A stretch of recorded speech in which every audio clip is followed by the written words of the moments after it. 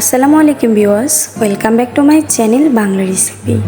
আজকের রেসিপিতে আমি আপনাদের জন্য নিয়ে এসেছি রসভরি সুজির পিঠে। তো আমার এই ভিডিওটি না টেনে সম্পূর্ণ দেখতে থাকেন, তাহলে বুঝতে পারবেন কতটা মজার এবং সফট হয়েছে এই রসভরি পিঠে।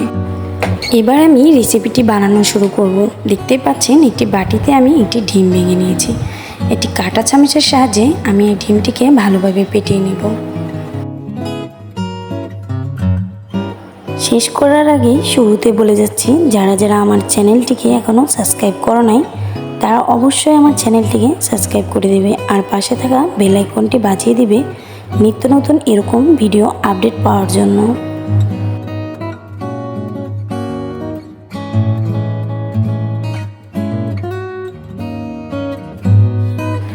ডিমটি ভালোভাবে পেটানো হয়ে গেলে আমি 1.5 কাপ পরিমাণ চিনি অ্যাড করব এর সাথে।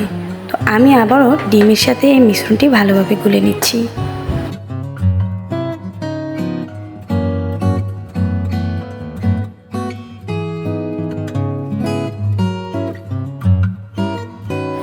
এবার আমি এর সাথে লবণ অ্যাড করব।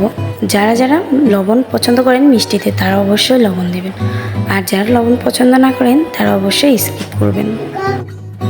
সুজির এই রসভরি পিঠে অন্য পিঠা থেকে বানাতে খুবই সহজ এবং খেতে খুবই মজাদার।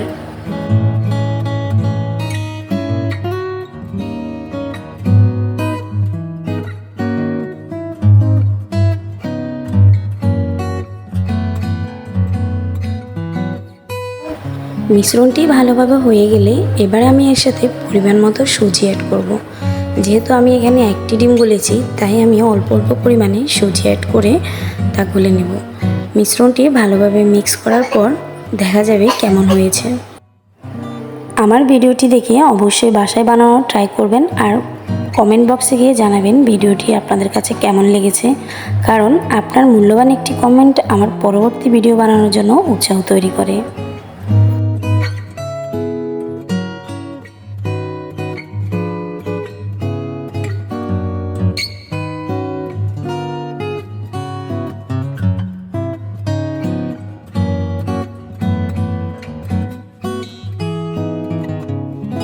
দেখতে পাচ্ছেন আমার সুজির ড্রটি বানানো হয়ে গেছে। এর পাখে আমি চুলায় তেল গরমে দিয়ে দিয়েছি আর আমি এখানে মালাই তৈরি করব। তা আমি এখানে একটি কড়াইতে 1.5 কাপ পরিমাণ পানি দিয়ে দিচ্ছি আর এখানে দিয়ে দিচ্ছি 4 চামচ পরিমাণ গুঁড়ো দুধ। আর আমি এখানে চিনিও অ্যাড করব। চিনির পরিমাণটা একটু কমিয়ে অ্যাড করব, যেহেতু আমি সুজির সাথে চিনি দিয়েছি তাই।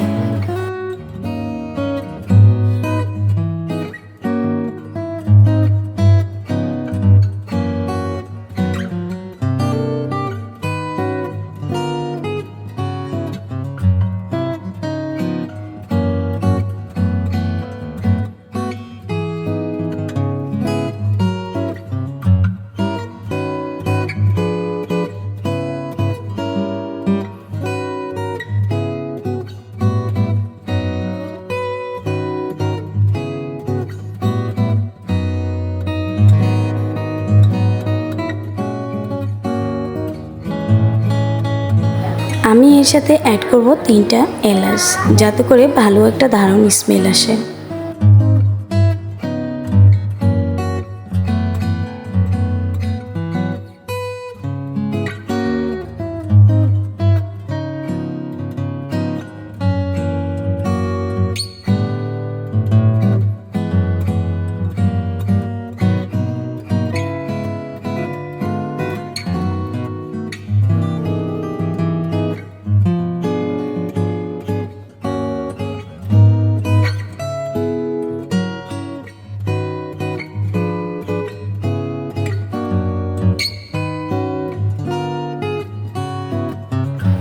ধীরে ধীরে এই মালাইটিতে বলক চলে এসেছে আর আমি এই মালাইকে একেবারে ঘন করে নেব।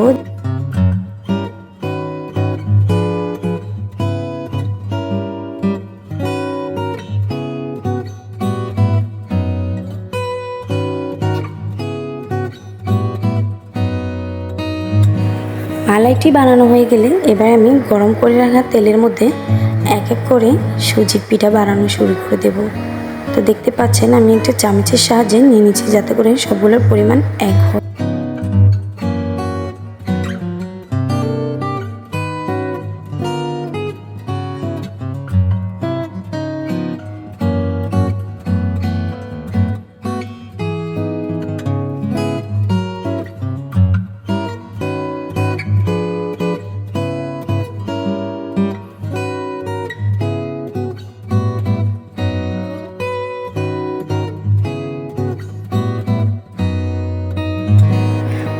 এখানে মিডিয়াম আঁচ রেখে এই পিঠাগুলো বানাচ্ছি।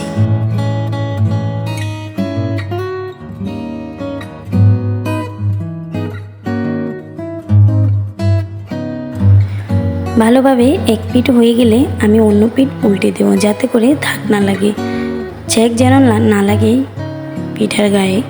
তাই আমি ঘন ঘন মিডিয়াম আঁচ রেখে উল্টে দিচ্ছি।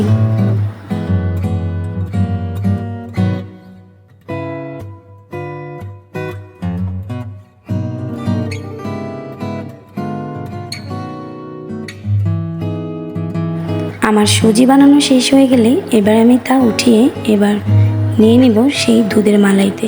তো দেখতে পাচ্ছেন মালাইগুলো সব শুকিয়ে গেছে, এই সুজির পিঠা তা টেনে নিয়েছে। এবার আমি পরিবেশন করার জন্য একটি বাটিতে নিয়ে নিব। দেখতে পাচ্ছেন বাটিতে নেওয়ার পর বোঝাই যাচ্ছে কতটা নরম আর সফট হয়েছে এই সুজির মালাই রসভরি পিঠা। আমার এই ভিডিও দেখে আপনারা অবশ্যই বাসায় বানানোর ট্রাই করবেন, আর পরিবেশন না করলে বুঝতে পারবেন না কতটা মজার হয়েছে এই পিঠা।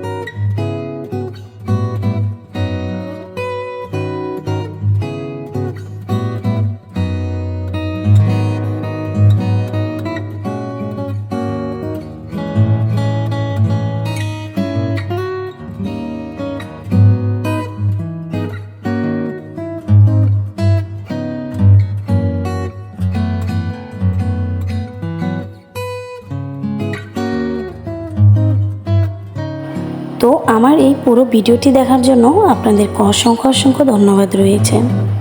ভালো থাকবেন। আল্লাহ হাফেজ।